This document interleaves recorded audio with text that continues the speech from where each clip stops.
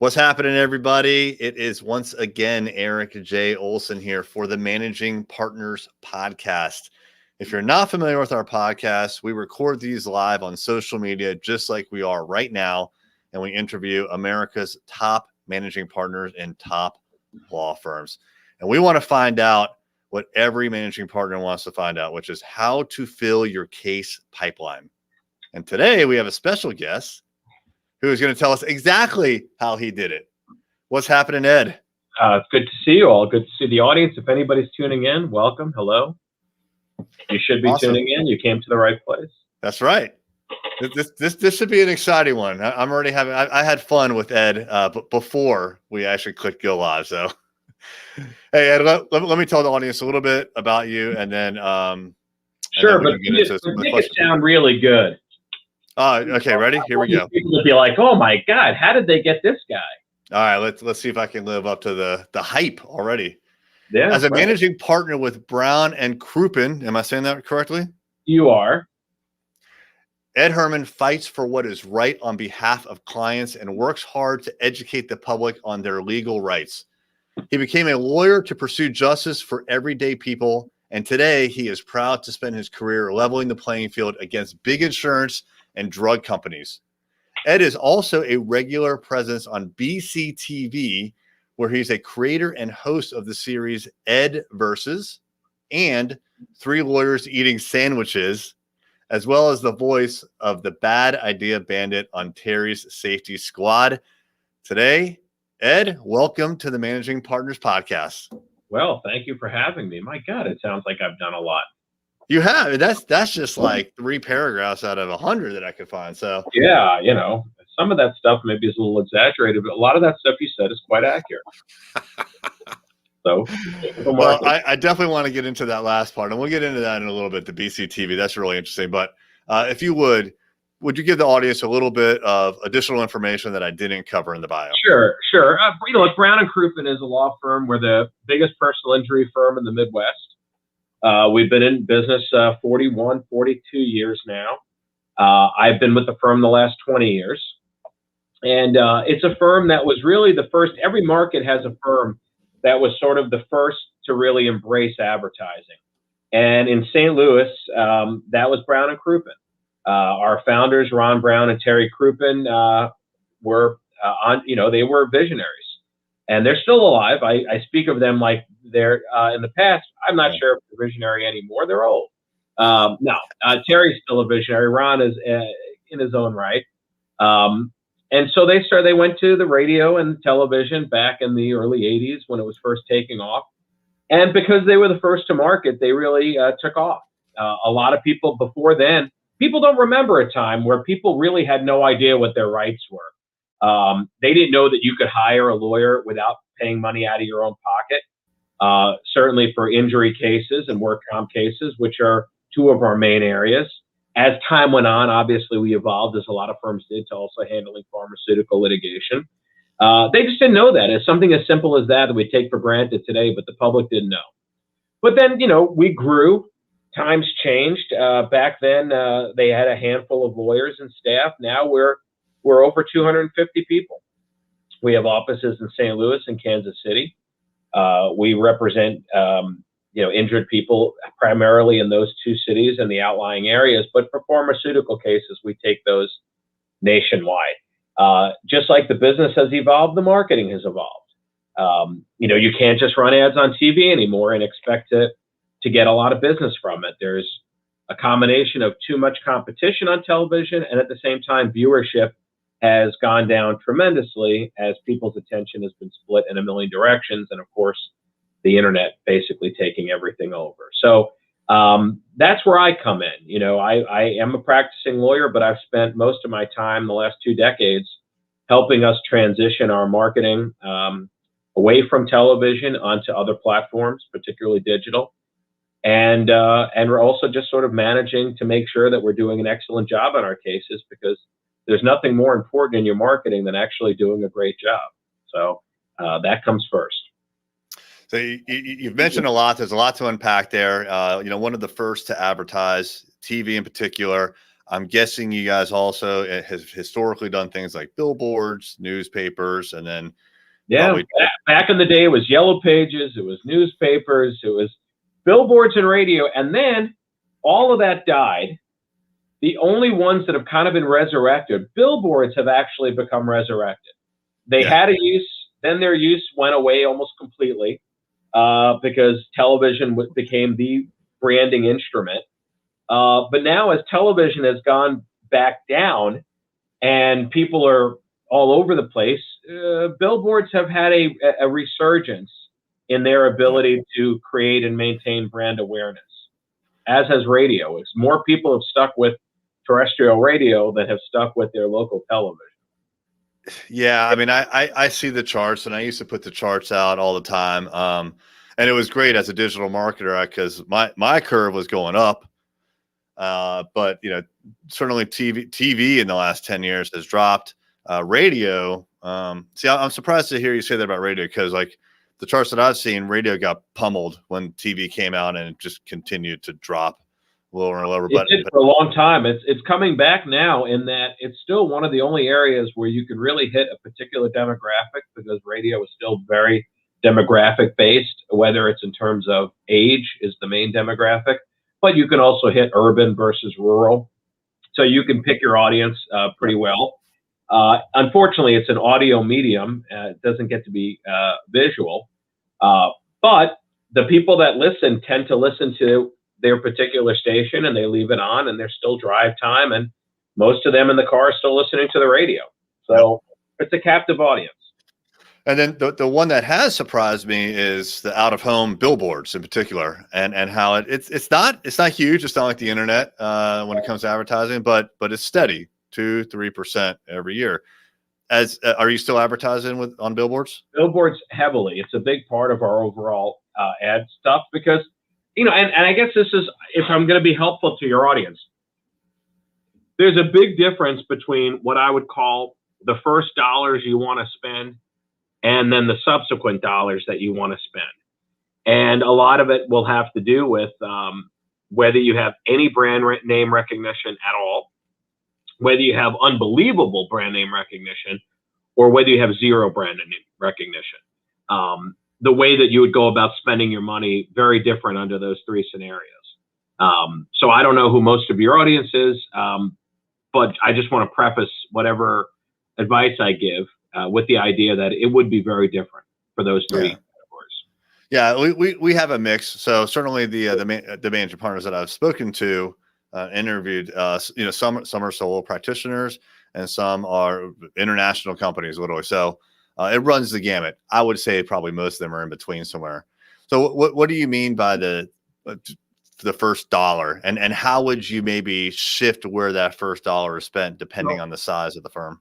Here's what I tell people. This is, whether you want to call this a funnel or you want to call it pillars or a winding road journey, every client you have, and I don't care what business you're in, every client you have has to have 5 things that come true.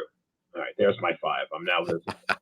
Number 1, I mean, at some point, they have to know who you are. That's 1. They have to know what you do. They have to have formed some type of opinion on who you are compared to your competition. So that can be whether you're more likable, more relatable, you're more competent. Anything that they do, there has to be a reason why it's you and not the other guy. Then they have to have a need arise.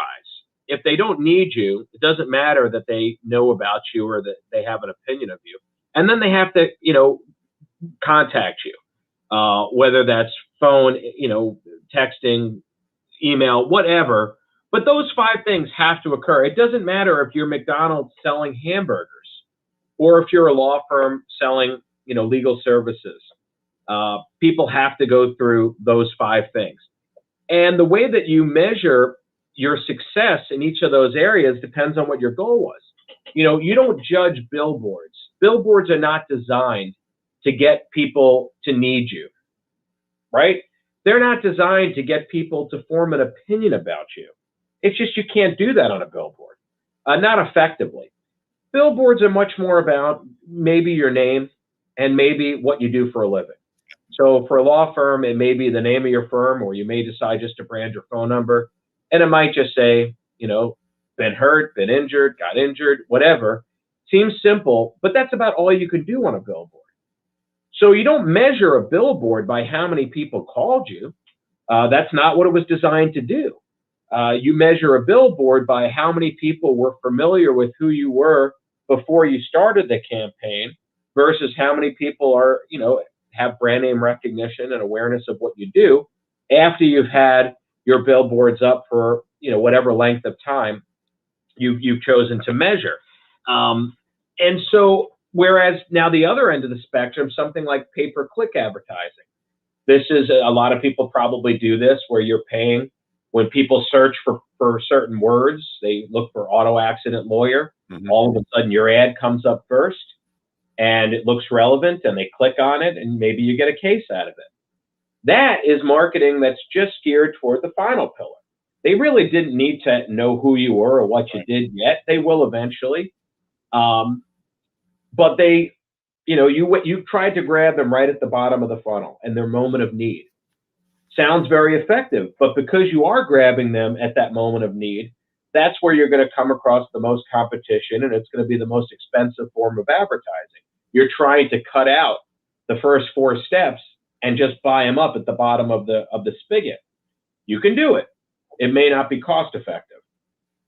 So, but if you are going to do pay-per-click advertising, then it should absolutely be measured by how many cases you got out of it and nothing else. Not how many clicks you got, not how many leads you got. You got to know what you're paying, because what you're doing that for is an actual case. Does that make sense? Absolutely. No, it makes a ton of sense. Yeah. And like you said, it can be very expensive too. It can be. So that's why, when I tell people, what are you going to spend your first dollars on, has a lot to do with their ultimate goal is. How much money do you have to spend and what kind of practice are you looking to build?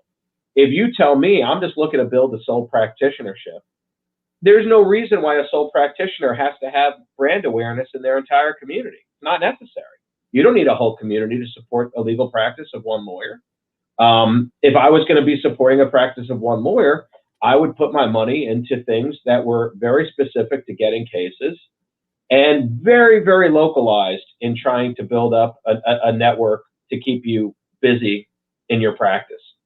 If you tell me you're looking to build a 50-lawyer law firm that makes money on big cases, but also on volume, totally different strategy, totally different beast. Awesome advice. I completely agree with you. When it comes to things like billboards, I have heard other managing partners talk about attention getting, right? And literally pictures of people getting shot out of cannons, right? Just something to get someone's attention. And that's about it. Like you said, that's the job that it is. Yeah, and I don't really recommend that approach to billboards. I'll be honest with you. Here's the problem with that approach. That's expensive. You want a billboard that extends beyond the regular dimensions of the board to be a real grabber for attention. You could do it, but you're sacrificing volume because you may only be able to do that in one highly visible location. Mm. And what I would suggest to most people is you are better off. Billboards are all about repetition and eyeballs. That's what you're buying. You want eyeballs amongst the demographic of people that might actually call you. And, you're not looking to impress anybody with histrionics. Truthfully, the most effective billboards that I have seen are the ones that are blanketed effectively in the right neighborhoods. Too many people out there are judging a good neighborhood by the neighborhoods they drive through. Man, I didn't see our billboard at all. Well, are you within the clientele you're trying to hit? You're not? Good. You shouldn't see your billboards.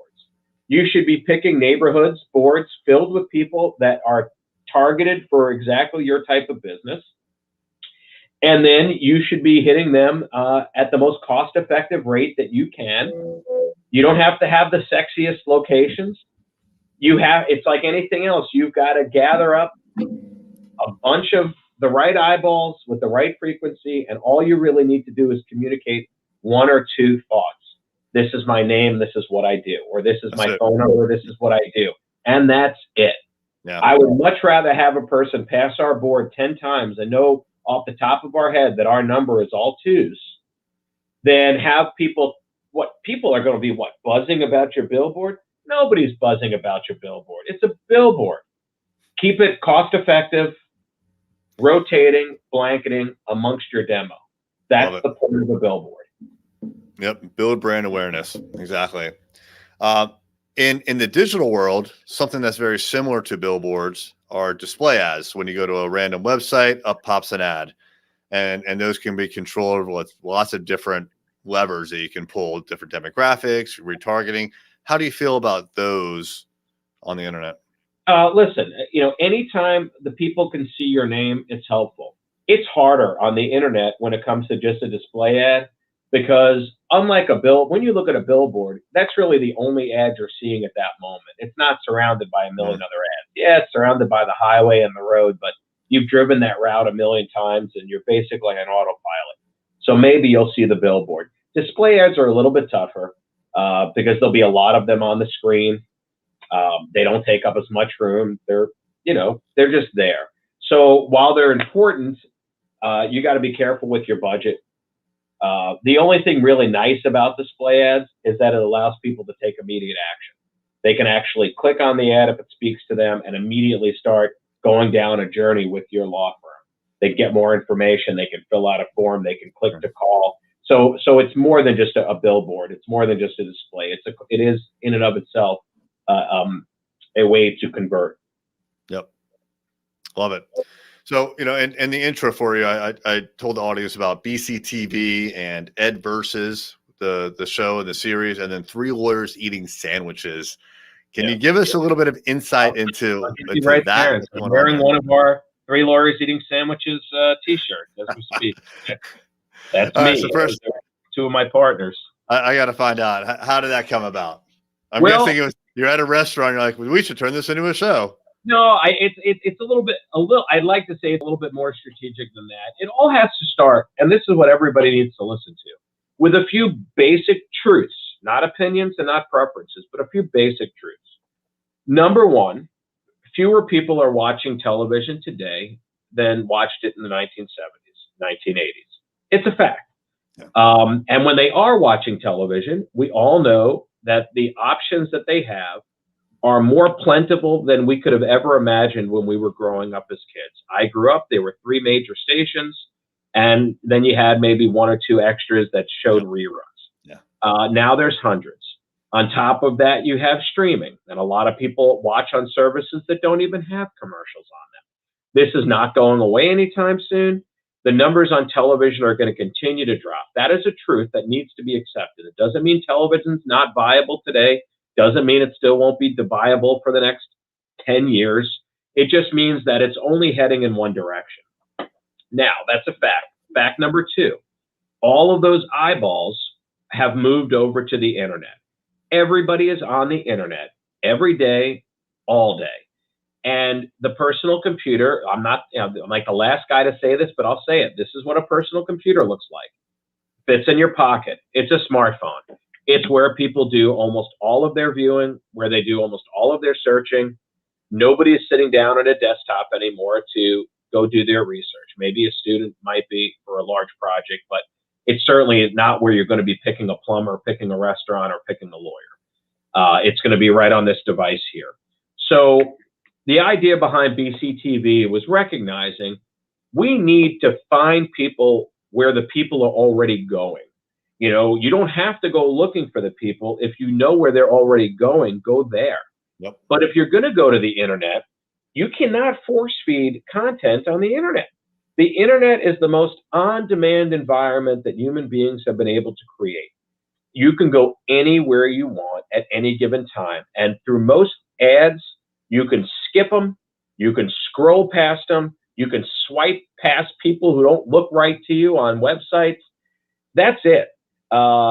People generally, if you go statistically, if you've read some books on sales, you'll know that people, you have about 4 or 5 seconds to convince people that maybe you're a person that knows what they're talking about. Maybe they have some value listening to you. If that. Well, the mind will start making that decision within less than a second. It will begin that process. Judgments form quickly. And so we realized that if we were going to speak to people on the internet, it had to be on their terms. Why are people on the internet? They want to be entertained. They want to laugh. They want to learn. They want an answer to their question. I mean, there are very specific reasons why people are on the internet. But by and large, they want to be entertained. I mean, we are an entertainment-based culture. So what we realized was if we were going to build up any kind of a following on our YouTube channel, on our Facebook page, on my personal fan page, that we were going to have to get them in the door with something that they chose, something that really entertained them.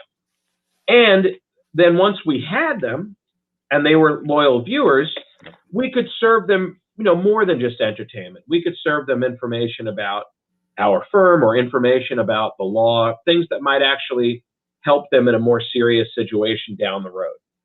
So we got together with a production company and we started coming up with what are people watching on the internet. People love food shows. We know this. There are entire networks based on food shows. People love watching people eat. They love learning about restaurants that they may want to visit. They love looking at food. They love hearing people comment on food.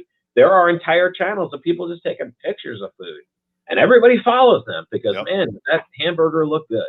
So Three Lawyers Eating Sandwiches came from the realization that we had eaten lunch together a lot of times, that anybody who's ever joined us for lunch was always like, you know what? You guys are a lot of fun to have lunch with. You never know what you guys are going to talk about. It's like an episode of Seinfeld. Yeah. And so we thought, you know what? This would be a great opportunity to showcase local restaurants who have really good food, particularly sandwiches. We like sandwiches because it's accessible to everybody. We want to cast a wide net. We don't want to go around to a bunch of fruity restaurants that a handful of people can afford to go to. We want to enjoy the simple things in life, and everybody can enjoy a sandwich. Everybody can go to any one of these places, and we can all have the same experience. So that's how that series was born. That took off. Ed Versus was really my platform to talk about things that I felt were perhaps funny and relatable, common human experiences. Early on with some of my early episodes, I happened to tap into a few subject matters that I had no idea had the kind of following that they did. And the series just took off. I mean, we're sitting on 61 million views between YouTube and Facebook. In the mid-America region, they do Emmy Awards, primetime Emmys, daytime Emmys, and then they do them based on your region. You probably have heard in your market about the Emmy-winning weather team at so-and-so. Yeah. But anyway, our stuff has been recognized in our region. I've won 5 Emmy Awards already, which is crazy to me. Got them all sitting over there, and I'm like, who would have ever thought when I went to law school that I'd be pulling in Emmys? But people really like the content, and it's led to people. The big question everybody always wants to know, Eric, is but does it help your business? Are you getting more cases? Well, I can tell you this. Another fact, my profile on Super Lawyers is the most viewed profile in the entire state of Missouri. And it continues to be the most viewed every single month. Why? I promise you, it's not from anything I'm doing in the courtroom. None of these lawyers would know me from Adam when it comes to the courtroom. Not to say that I can't do it, but it's not like I'm making the newspaper every week with some huge result. It's the public that's looking me up because they're intrigued to learn more about me after they've seen the videos. What does that tell you? Yeah, something's happening, right? So you know that you're putting out this content and it's getting a lot of eyeballs. And at the same time, on your professional side, something's happening. Can you prove it? Is your attribution indisputable? Maybe not. But something's happening between the two. They're going hand in hand. Yeah, for sure. And I would suggest that I think we could prove it. I think enough people contact me directly through my Facebook page with specific legal questions and cases that they want me to handle to be able to say, this is how they got to me. We get a lot of comments on the videos. People are vicious on the internet. Yeah. I mean, you'll put up an article about a tragedy and 80% of the comments are like blaming the victim. I mean, that's the kind of world we're living in. So when we first started doing these, I fully expected the haters to come out in abundance, but they haven't. 99% of the comments that we get on these things are positive. And if you look through the comments, so many of them are, this is the only law firm I would ever consider hiring, or I never thought these guys were so down to earth or whatever, but if I were to hire a law firm, these are definitely the people I would hire. You get that a couple of times. You say it's anecdotal evidence. Yeah. You start getting hundreds of those comments, that's a focus group. That's not just anecdotal anymore. That's fantastic. I'll give you one last thing to add to that, just because I'm a talker. I apologize. I promise I'll listen to questions and answer them. The National Trial Lawyers, every year they hold these things called the Golden Gavel Awards. And it's in a variety of advertising categories. And 2 years in a row, my videos have won for the best digital content for a lawyer in the nation. I asked them, I said, how do they decide this? I mean, is it just like a bunch of lawyers sitting around a room saying, yeah, that was funny? They said, oh, no. We get a focus group of average, ordinary Americans.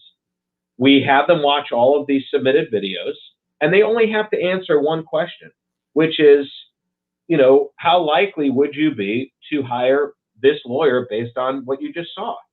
And it consistently now, I've won it every year that they've done these, and it's always these videos, and it's only based on the one question. They're seeing it against everybody else's digital content. Mine makes them more motivated to hire me than other people's does them, period. Do you feel like the content that you're producing is easy for you, is natural, or is it almost like you're stepping into a role?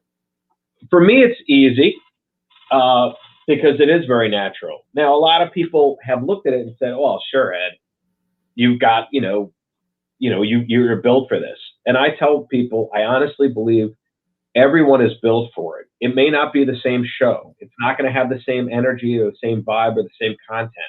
But my advice to firms is all people, and we've focus grouped a million things over the years.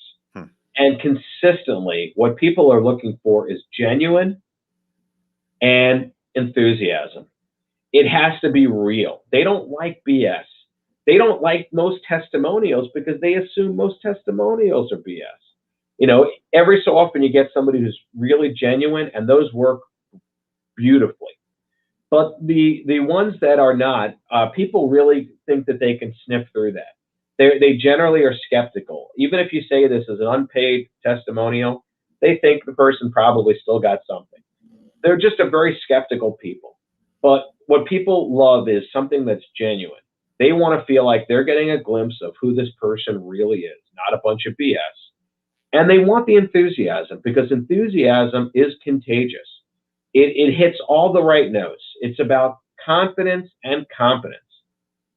People will see me in this video, and I believe people will respond to the things I'm saying because I'm speaking my truth. I'm being generous with my truth because I spent a lot of time learning this stuff, and if it can help other people grow their businesses, I say that's fantastic. There's plenty of business out there for everybody. Right.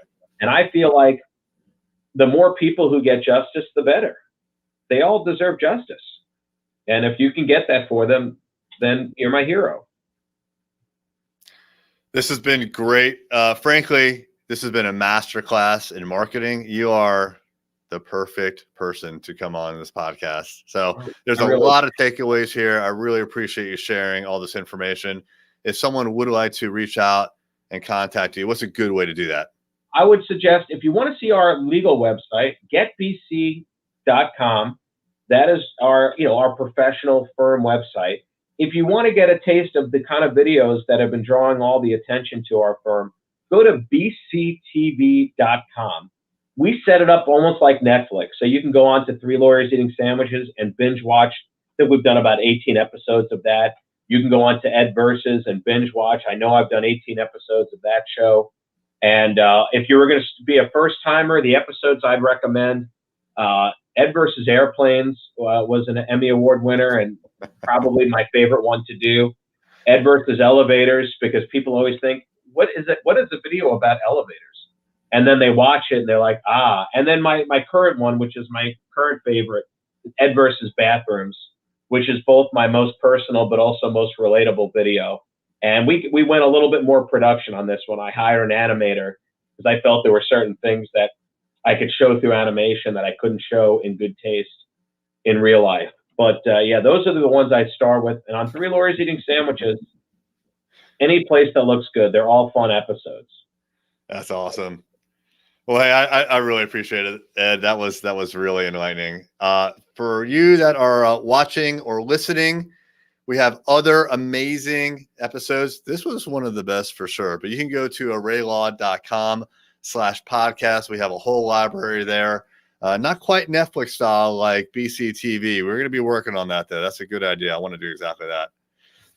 And if you are looking to spice up your digital marketing for your law firm and you're not quite ready to hire a production firm like Ed has, reach out to us at arraylaw.com and we can talk to you about websites, SEO, social media, and online advertising.